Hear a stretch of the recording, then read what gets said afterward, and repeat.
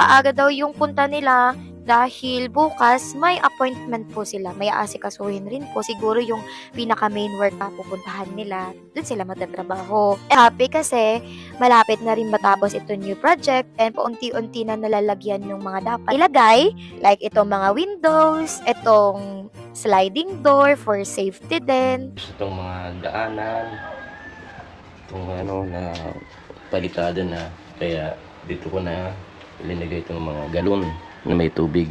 Ito yung mga binibenta namin, mineral water, kinalabasan, kasi hindi daw pwede yung yung angat-angat, hindi kasi nung bisagran nila, kaya sliding na lang yung ginawa. Dito sa taas ay itinanggal na rin nila Kuya Carpenter to yung nakaharang na yero, kasi ayan, pangit tingnan dun sa baba.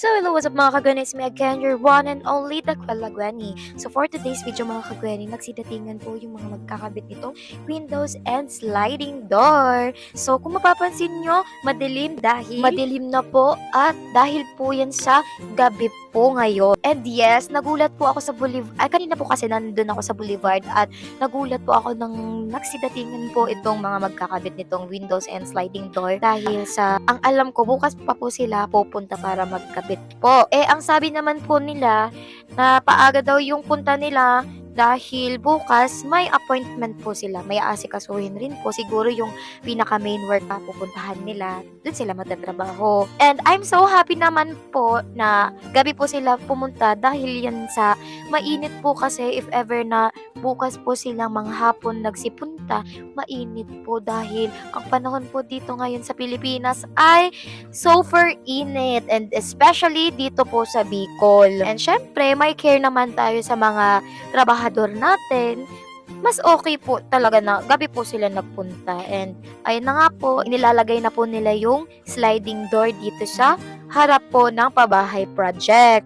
O baka naman may magsabi na naman dyan na kung sa tagabato na tauban na pabahay project ng Team Pahuway. So that means na baka may magsabi po na naman sa comment section na natakpan na daw ang pabahay project. So, medyo sad, at the same time happy. Unahin natin yung sad dahil nga po sa natakpan yung kagandahan ng pabahay project po na ibinigay sa atin ng Team Pahuway. Set aside po na muna po natin yan. So, dun naman tayo sa happy. Yung happiness na feel ko is super duper 100%. And lagpas pa yan sa 100% kasi meron na tayo new project at mas napatibay pa po yung pabahay project na ibinigay po sa akin. And in case na may masamang panahon, hindi na po mismong pabahay project yung madadamage. Kumbaga, may konkreto na tayo dito sa harap ng bahay na safe for me and my family, and di ko pa pwedeng spill out kung ano po talaga itong new project. Pero abang-abang rin soon kasi matutuwa kayo kung ano yung mga revelation na i-reveal ko syempre. And I'm so happy kasi malapit na rin matapos itong new project and paunti-unti na nalalagyan yung mga dapat ilagay.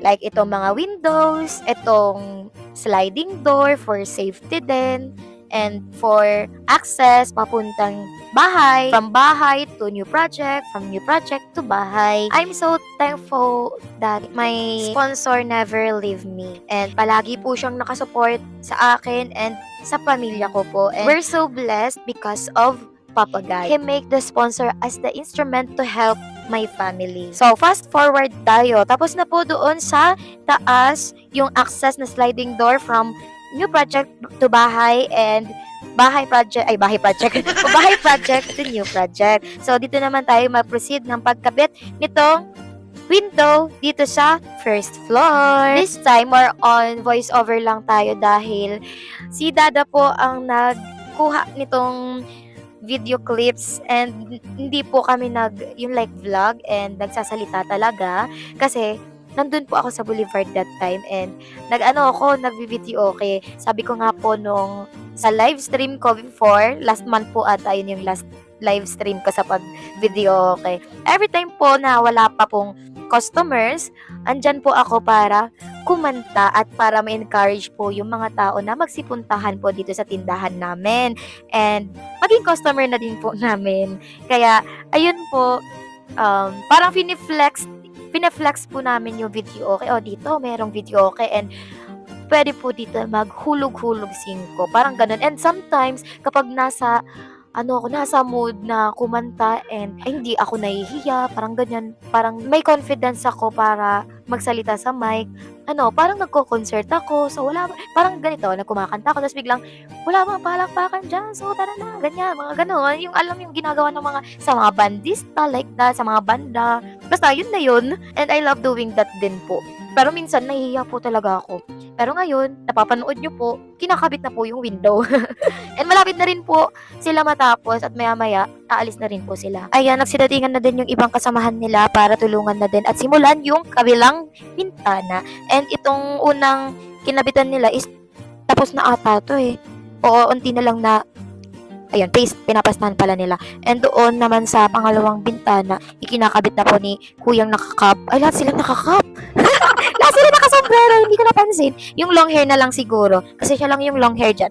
Yung long hair, ay pinapastahan niya na. Siguro nakakabit na. Medyo hindi ko kasi makita dahil madilim. And medyo malayo. Pero okay na yun, basta makita nyo na kinabit nila. Okay na yun. At ayan na nga, meron na tayong bintana dito sa first floor. So, may privacy na din. So, abang-abang lang mga kagani sa mga susunod na vlog kung ano pa ang mga mai-update ko sa inyo and ni Kuya Dada. Thanks! The next day. Winner, magandang araw.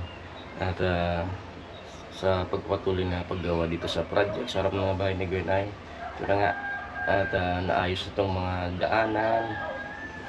Itong na palitada na. Kaya dito ko na ilinagay itong mga galon na may tubig. Ito yung mga binibenta namin, mineral water. Para makabawas dun sa loob. Para unti-unti ay maayos. Maayos na namin yung loob ng underground. Ayan, at kagabi nga ay pumunta dito sa yung mga nagkakabit ng salamin at pintuan. At yun na nga, salamin na itong bintana. Kagabi nila ito. Ayan, in-install para pumasok yung yan, dahil maliit yung ginawang para sa bintana, ay maliit din yung nagawang salamin kasi malapad yung bakal na housing, kaya ganyan yung kinalabasan. Kasi hindi daw pwede yung yung angat-angat, di kasi nung bisagran nila, kaya sliding na lang yung ginawa. Okay rin naman kasi dito pag may masamang panahon, talagang maganda yung mga maliit lang na bintana para talaga less damage. Ayan, at kasabay na nga itong mga steel gate. Ayan,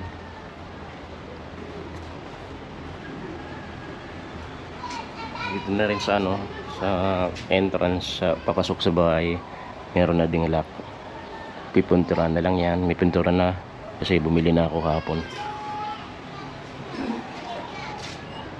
At labas tayo sa itong project. Ayun, meron na rin.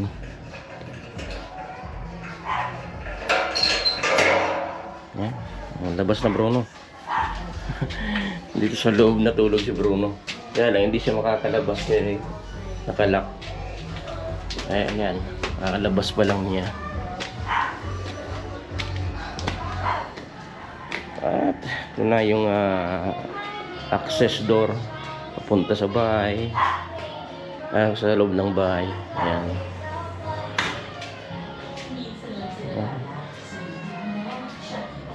Sliding down dito. para pag ilalak doon sa loob sa gate dito sa project, ayan, pwede nang pumasok dito. Ayan,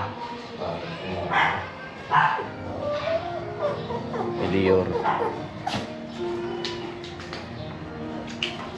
Ayaw niyang lumabas dito, takot siya. At ayan, dito sa maliit lang talaga yung bintana na nagawa nila. Kasi yung housing makapal. Ayan.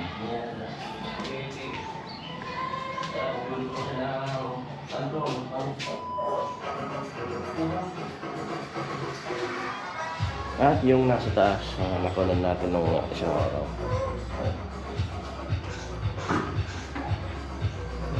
Sarad lang muna ito.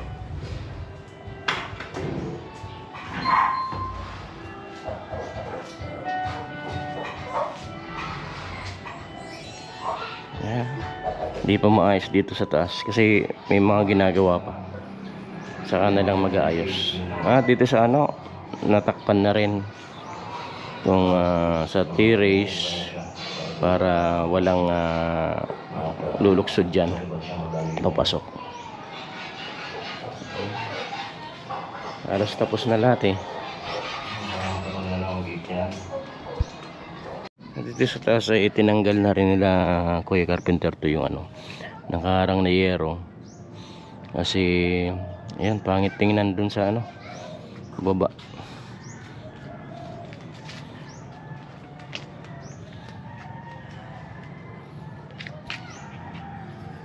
At yung sliding dito sa harap.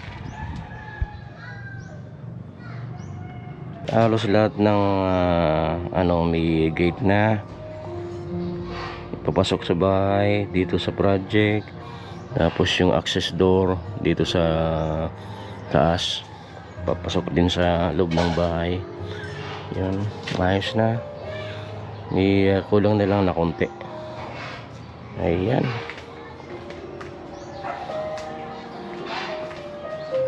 At yan naman ang update natin mga Gwenny dito sa papatapos nitong project. Madali matapos at hopefully magiging operational na to sana. Yan naman ang update natin mga Gwenny. A few moments later.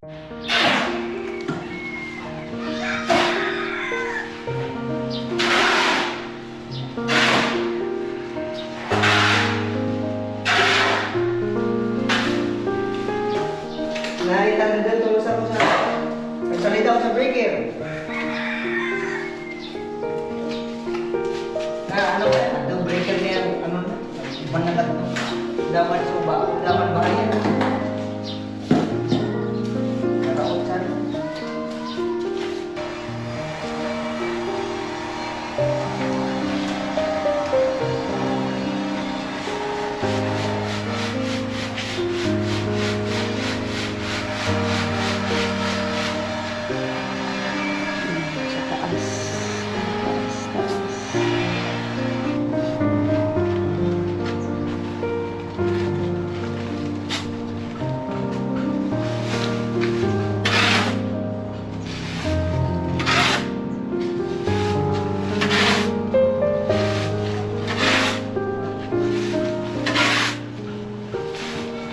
The next day. Mga Gwenny, ito sa patuloy na patrabaho dito sa project sa harap ng bahay ng Pinay na nagpalitada ulit sila dito sa baba. Pero yung medyo smooth na, hindi rough.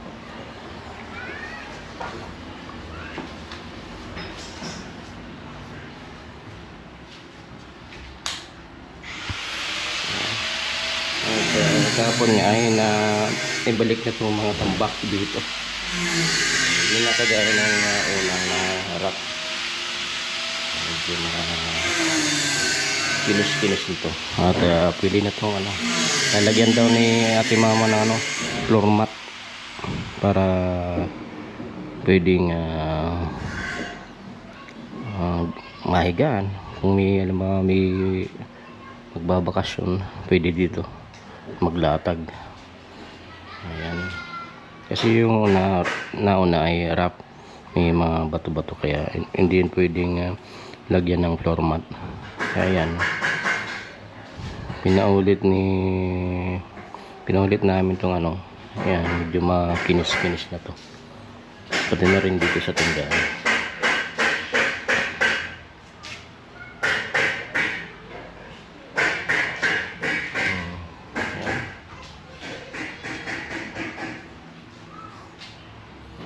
Hindi pa pwedeng apakan kasi bago pa lang na ano, palitadaan. At pinipinturan na nga ni Edwin yung ano, gate, bakal, para hindi kalawangin.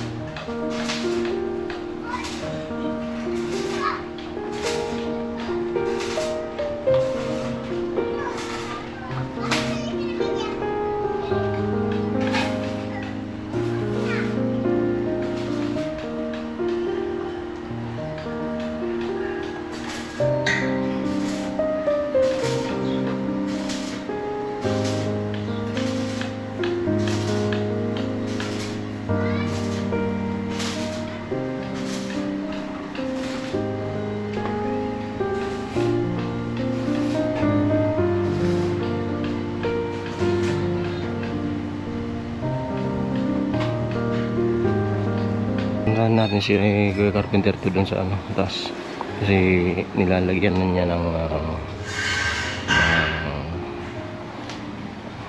bakal tong ano, nasa sa access door, sliding door, papasok at palabas dito sa bahay. Kulit nito dito.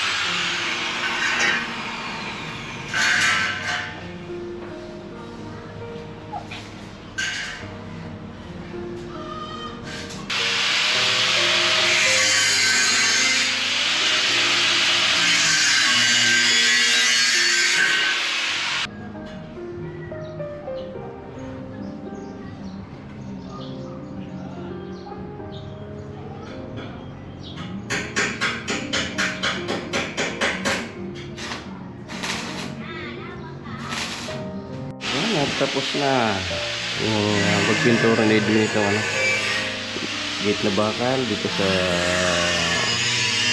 underground.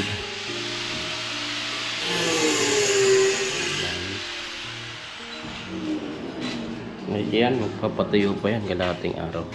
Ng ilang oras hindi lang tungtungan yan, pero mamaya pa para sigurado. Kaya yung mga bumibili ay hindi muna makabili kasi walang tungtungan dito. Mamaya na lang silang ano, hapon.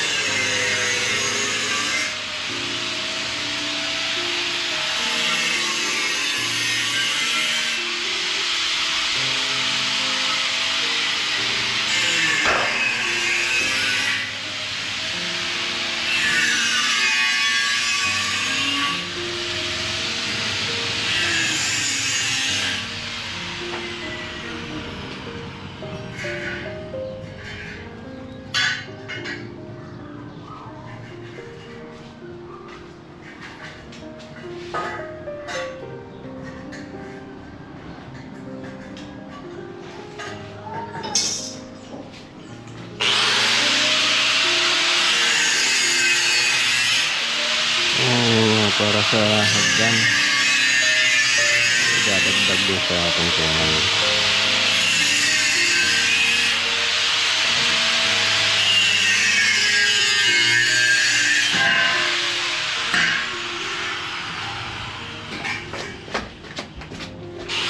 Balik na tayo dun sa ano. Linuluto ko. Ulam namin ngayong tanghali. Sinigang na baboy.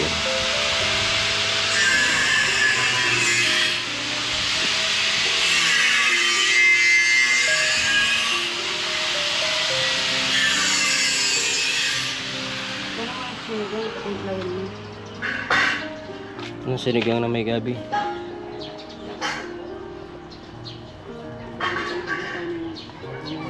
Ayan, dito kami sa labas nagluluto kasi para makatipid-tipid sa gas. Kasi ano, pera na sa gas. 1.5. 1.5. 17, 1.520 na natin. 1.520. Sobrang mahal na ng gas sa pagluluto, gamit sa pagluluto. Kaya Pwede mga ayan, paminsan-minsan pag may time. gamitin ng mga panggatong para makatipid.